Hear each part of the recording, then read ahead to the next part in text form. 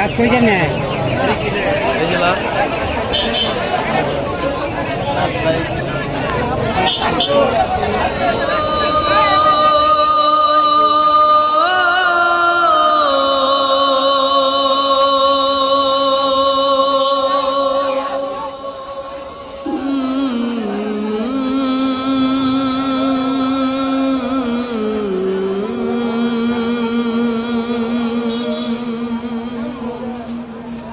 কোন জমিনের মাটি আমার হবে গোরস্থান, কোন জমিনের মাটি আমার হবে গোরস্থান। কাদের চোখের জলে আমি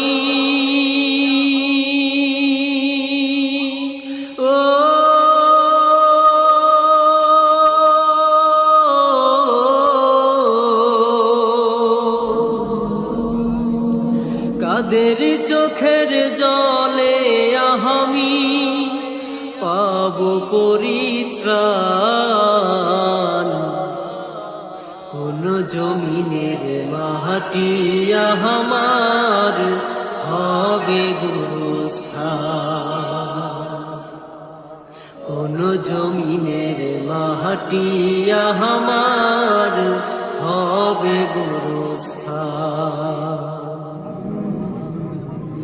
কারায় আমায় গোসল দেবে, কে আনিবে কাফন, কারায় আমায় কেঁদে কেঁদে করে দেবে দাফন,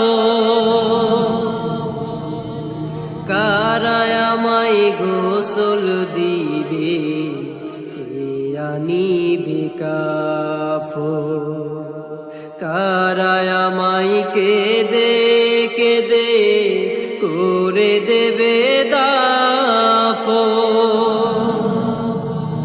কারায় আমার পাশে বসে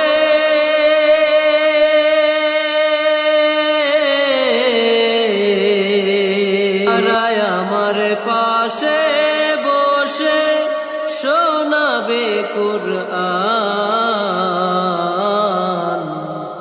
কোন জমিনের মাটি আমার হবে গোরস্থান, কোন জমিনের মাটি আমার হবে গোরস্থান। কাদের চোখের জলে আমি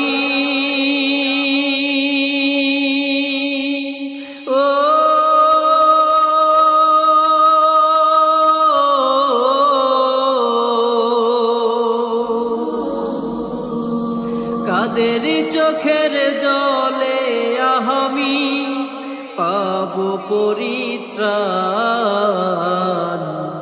কোন জমিনের মাটি আমার হবে গোরস্থান, কোন জমিনের মাটি আমার হবে গোরস্থান। কার কাঁধে চড়ে আমি কবর দেশে যাব, জানি না কার মুনাজাতে খোদার রহম পাবো, কার কাঁধে চড়ে আমি কবর দেশে যাব, জানি না কার মুনাজাতে খোদার রহম পাবো, কার কারণে করবে ক্ষমা,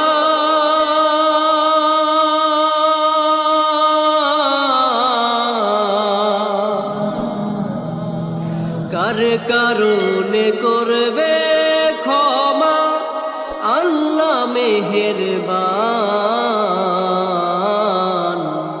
কোন জমিনের মাটি আমার হবে গুরুস্থান।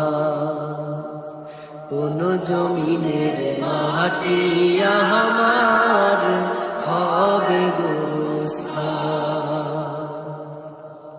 কাদের চোখের জলে আমি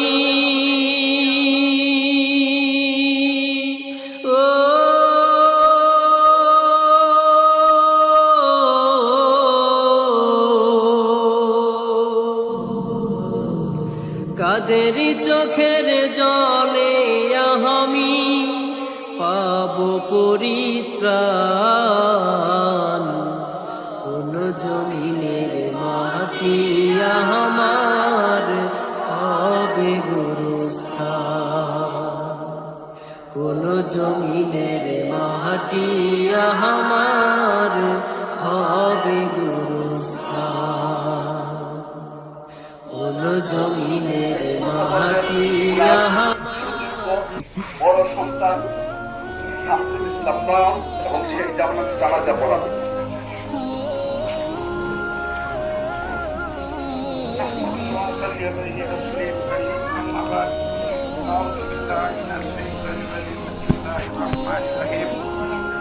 সম্মানিত মুসল্লিয়ানে কেরাম, আজকে আসলে আমার কথা বলার ভাষা নেই। আমার কথা বলার শুরুতে আমি প্রথমেই ক্ষমা চেয়ে নিচ্ছি। নির্ধারিত সময়ের কিছুটা বের হয়ে গেছে। আমি মরমের সন্তান হিসাবে আপনাদের কাছে ক্ষমা চেয়ে নিচ্ছি। আপনারা কেউ অসন্তুষ্ট হবেন না। আমি শেষ করব। আমার আব্বার এত বড় ভালোবাসা আমি জানতাম না। মৃত্যুর মধ্যে দিয়ে জানলাম মানুষের ভালোবাসা কি।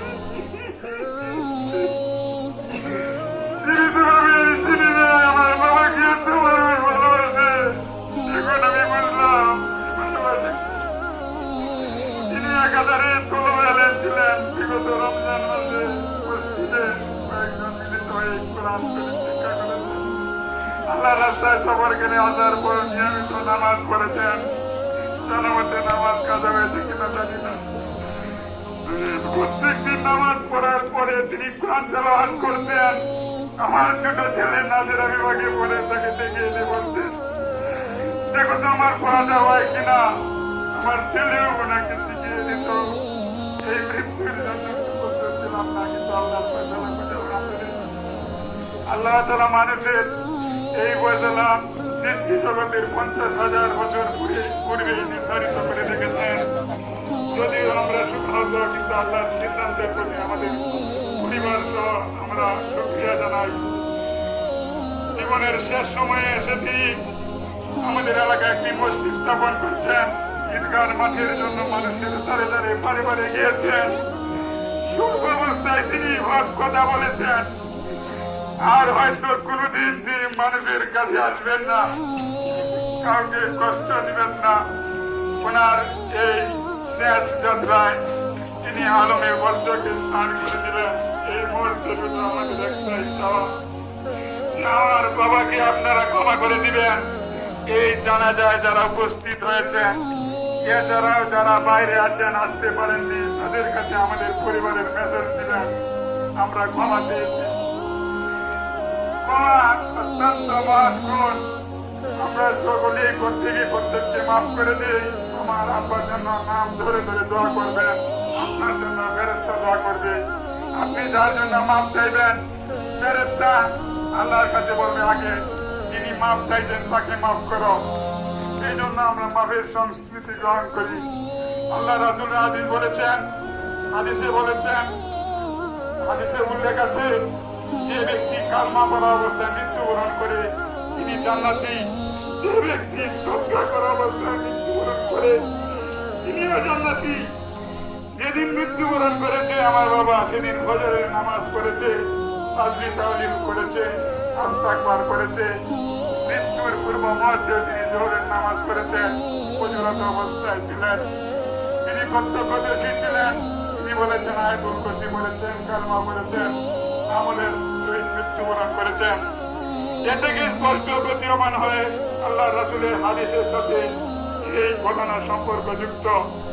এর ভিতরে আল্লাহ তাআলা যেন ওনাকে মাফ করে দেন এবং আলমে বর্জ্য কবরের জিন্দেগিতে যেন উনি জান্নাতুল ফেরদাউসের সাথে সংযুক্ত হয়ে যান। আমরা এই মুহূর্তে আল্লাহ তাআলার কাছে এই প্রার্থনা করি, এই দোয়া করি, বাকির দাওয়ানা আলহামদুলিল্লাহ রাব্বিল আলামিন। ইনশাআল্লাহ এখন কাতার করি। আরেকটি কথা বলে আমি শেষ করবো।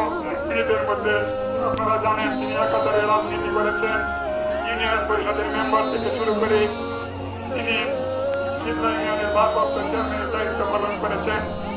এই এতগুলো দায়িত্ব পালন করতে গিয়ে মানুষ ভুলের উঠে নয়, ভুল হওয়াটাই স্বাভাবিক। যদি কোনো কাউকে আঘাত দিয়ে থাকে, কাউকে কষ্ট দিয়ে থাকে, পরিবারের পক্ষ থেকে ক্ষমা চাই, বিচার আমার আপনাকে ক্ষমা করে দিবেন। আর যারা কাছে আমাদের এই বার্তা পৌঁছেনি তাদের কাছে আপনারা আমার ওই ক্ষমা চেয়ে দিবেন।